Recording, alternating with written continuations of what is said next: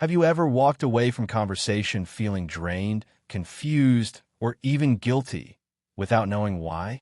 You replay it in your head, wondering what just happened. You were manipulated, but not by a villain twirling a mustache, by someone charming, persuasive, maybe even caring on the surface, a wolf in sheep's clothing. Welcome to In Sheep's Clothing by Dr. George K. Simon, a groundbreaking book that tears the mask off manipulative people and shows you exactly how they operate, how they twist your emotions, and how you can finally stop falling into their traps. The heart of manipulation. Manipulative people don't attack openly. Their aggression is hidden, subtle, and psychological. Dr. Simon calls this covert aggression, a form of fighting where the aggressor hides their intent while overpowering you emotionally. They use guilt, charm, and confusion to get what they want. You think they're your ally. In reality, they're fighting to win control. Through years of clinical work, Simon discovered that manipulation is often the root of anxiety, depression, and low self-esteem in victims. People feel crazy, guilty, or inadequate without realizing they're locked in a silent battle they never signed up for.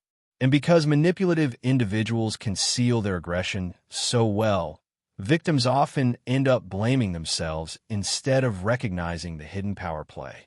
Simon set out to decode their psychology, expose their tactics, and offer a new way of understanding personality, especially the dangerous kind he calls covert-aggressive personalities.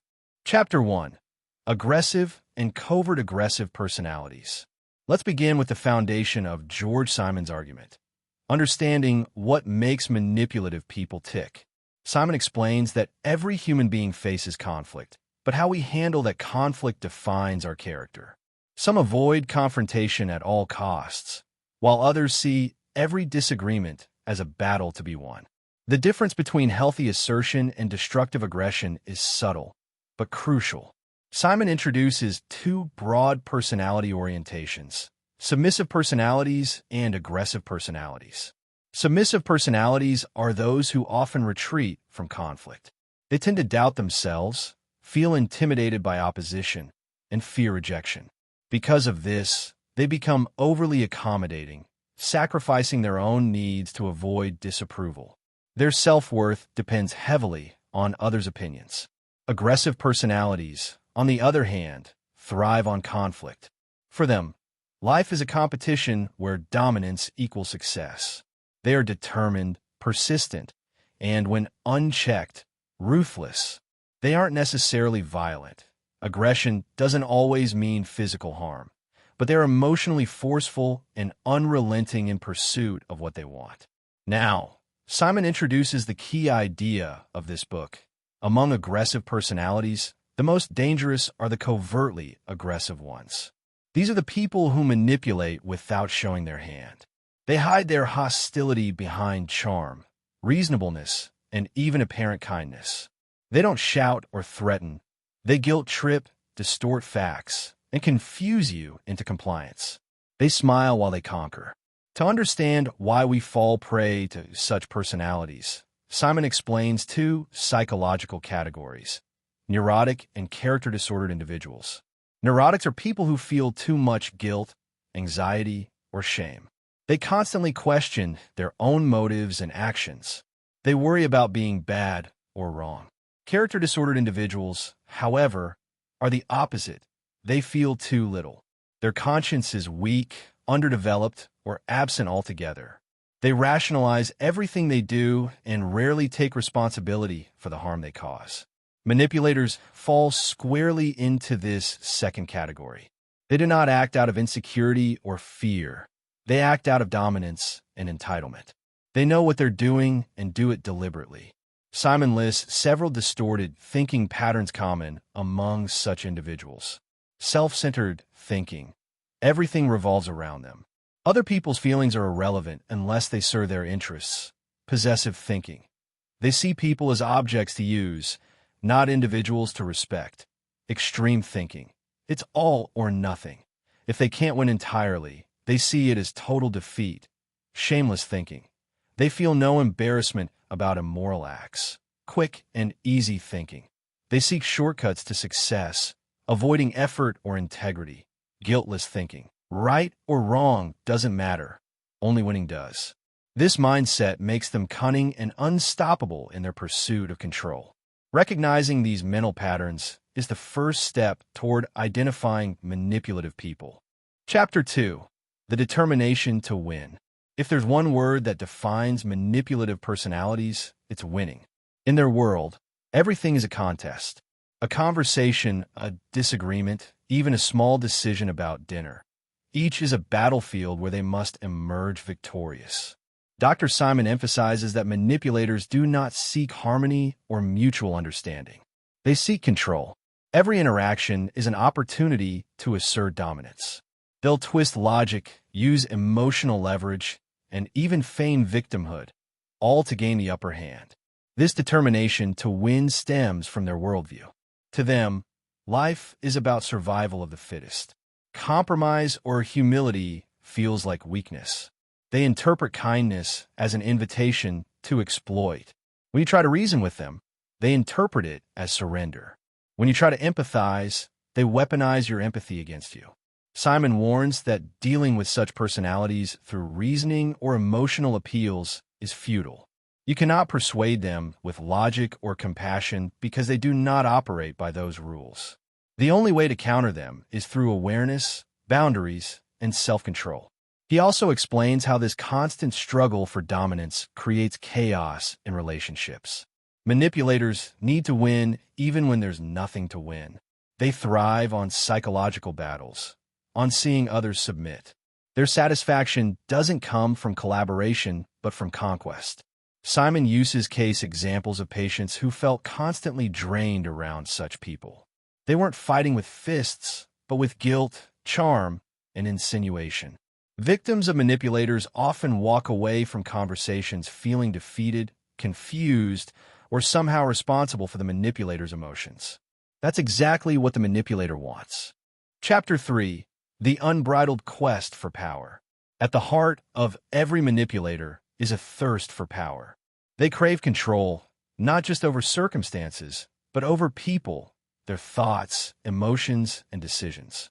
Simon explains that for these individuals, relationships are not about connection or intimacy. They're about dominance and utility. Manipulators seek power because it validates their self-image. Having control over others proves that they are superior. This is why they often occupy leadership roles, seek influence, or form relationships where they can dictate the dynamic. They might appear charming and capable, but their kindness is a strategy, not a virtue. Simon notes that manipulative people are experts at reading others. They observe vulnerabilities with precision, your insecurities, your need for approval, your fear of conflict, and use these as leverage. Their intelligence isn't always academic. It's emotional cunning. They instinctively know how to make others doubt themselves and comply. But this quest for power comes at a cost. Their relationships are hollow, built on control rather than care. They often leave a trail of emotional wreckage. Partners who feel used, employees who feel diminished, friends who feel drained. Power replaces intimacy, and the manipulator ends up isolated, though rarely remorseful. Simon reminds readers that this lust for power is not a sign of confidence. It's compensation for inner emptiness. Yet, unlike neurotics who feel shame for their insecurities, manipulators refuse to acknowledge them. Their denial is part of their strength and their danger. Chapter 4. The Penchant for Deception and Seduction. Manipulators rarely force their way in. They seduce. Deception is their weapon of choice. They thrive on illusion, pretending to be caring, vulnerable, or misunderstood to win your trust. Simon describes this as psychological camouflage. A manipulator studies you closely, learns your emotional triggers, and presents exactly what you want to see. If you value empathy, they appear deeply compassionate. If you value intellect, they act insightful. If you crave validation, they shower you with attention. Every gesture is calculated. Once trust is established, the deception deepens. When challenged, they twist facts, rewrite history, and play innocent. They may even accuse you of being unfair or overly sensitive. Their charm and apparent sincerity make it hard for you to believe they could be manipulating you. That's why so many victims doubt themselves rather than suspect the manipulator. Simon warns that the greatest danger lies in underestimating this seduction. Manipulators are not necessarily liars in the traditional sense. They often tell half-truths, omit details, or present facts selectively. Their deception is not about creating fantasy, but about shaping perception. In romantic relationships, this seduction can be intoxicating. Victims often describe feeling swept off their feet, only to later realize they were being groomed for control. Simon's advice is blunt. Never confuse charm for goodness. Manipulators weaponize likability. Chapter 5, Fighting Dirty.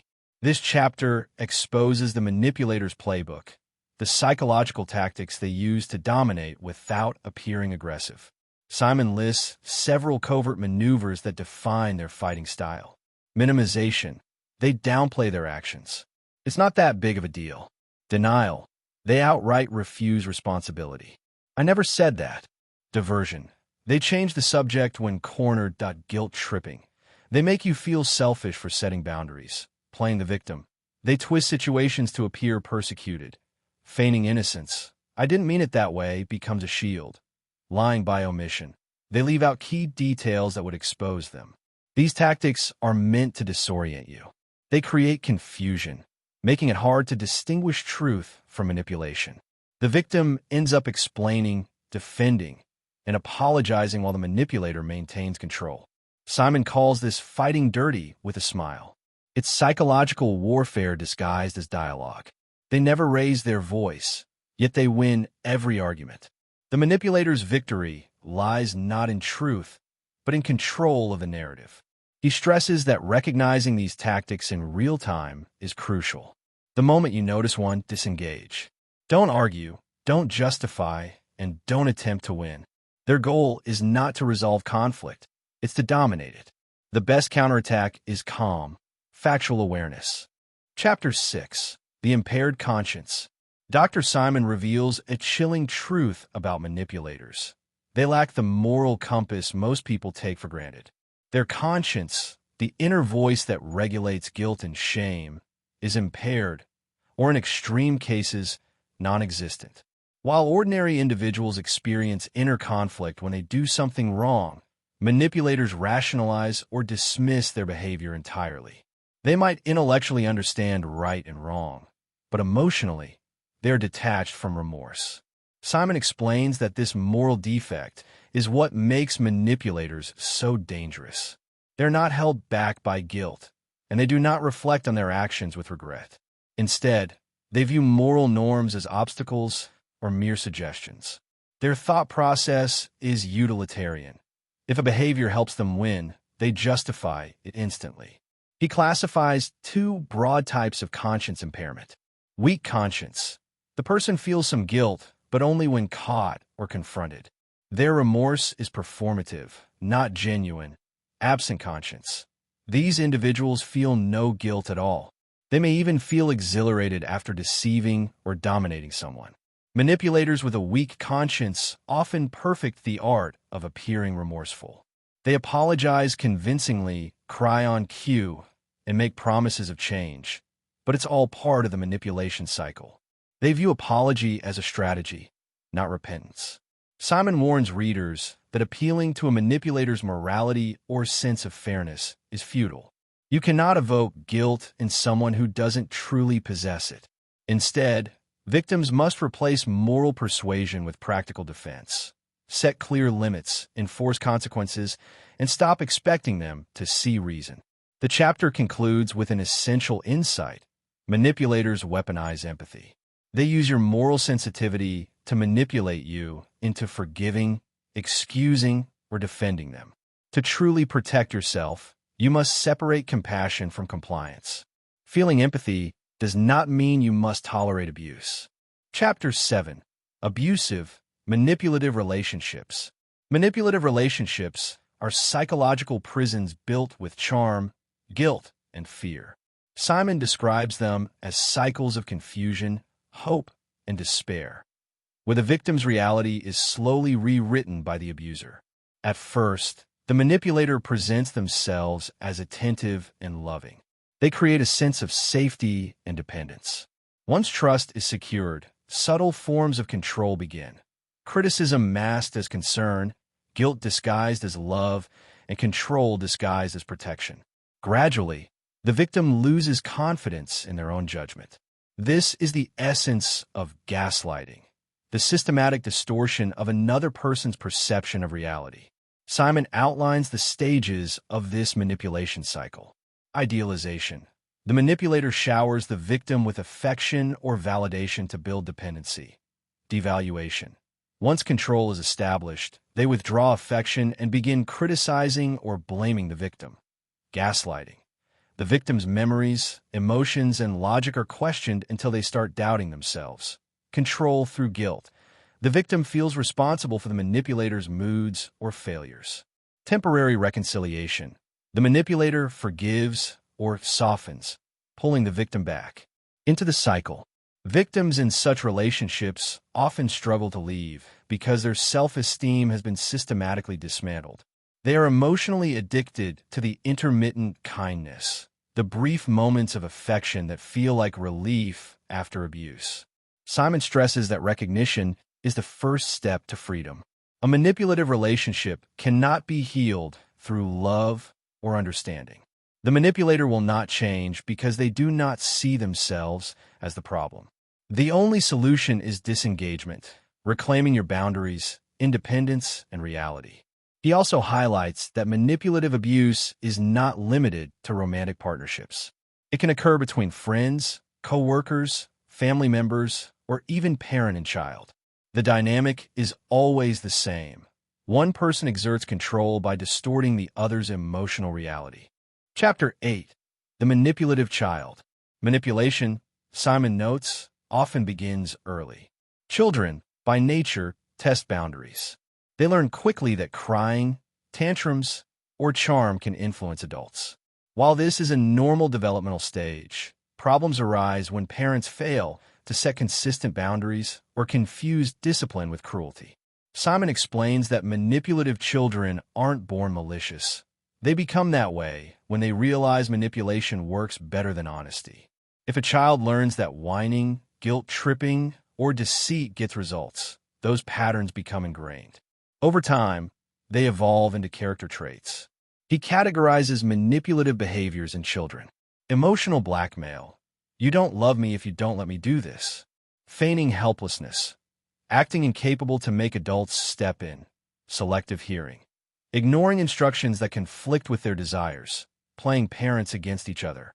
Exploiting inconsistent discipline between caregivers. Simon stresses the responsibility of parents to correct these behaviors early, not with punishment, but with consistency and integrity. Parents must teach cause and consequence. Allowing a child to face mild frustration or failure builds resilience and empathy.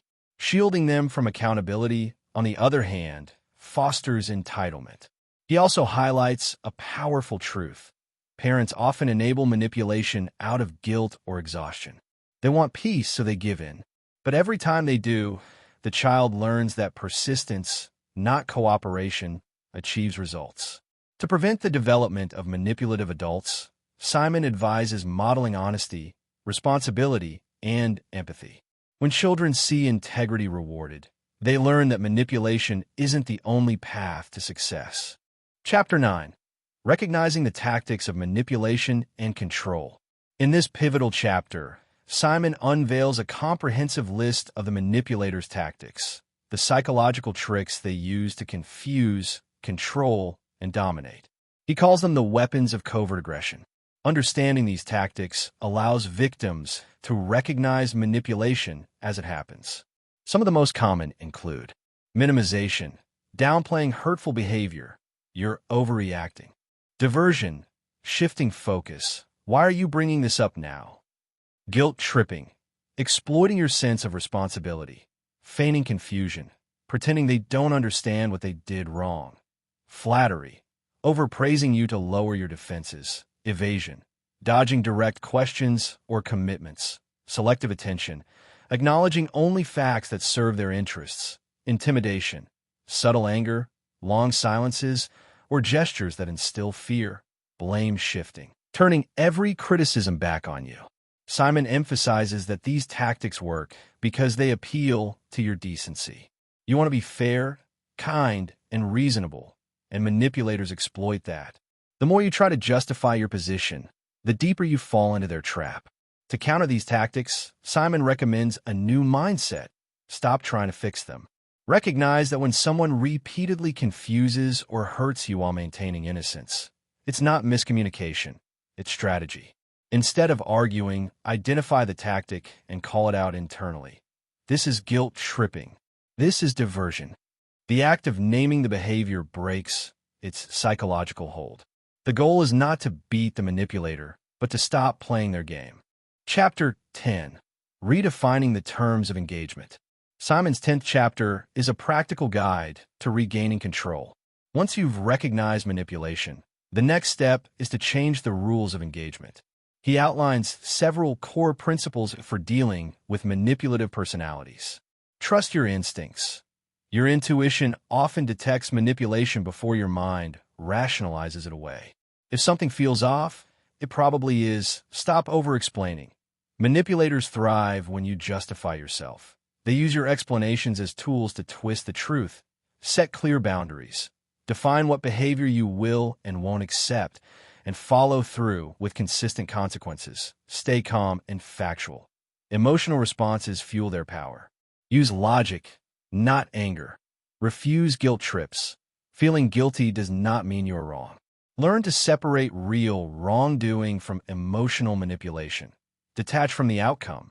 Don't seek validation or understanding from manipulator. They will never grant it honestly.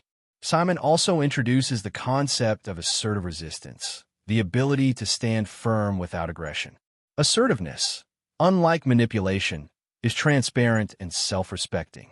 It involves expressing your needs clearly without fear or apology. He concludes the chapter with a reminder. Manipulators don't change easily because they see no reason to. The purpose of learning these strategies is not to reform them, but to protect yourself. When you refuse to engage in their psychological games, you remove their source of power. Dr. Simon's final message is empowering. Knowledge is your armor.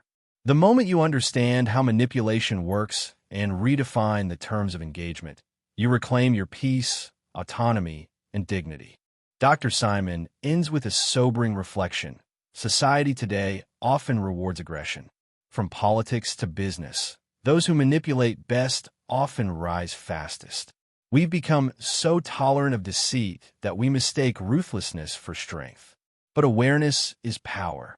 By understanding the true nature of manipulative people and the covert aggression that drives them, you protect not just yourself, but everyone around you.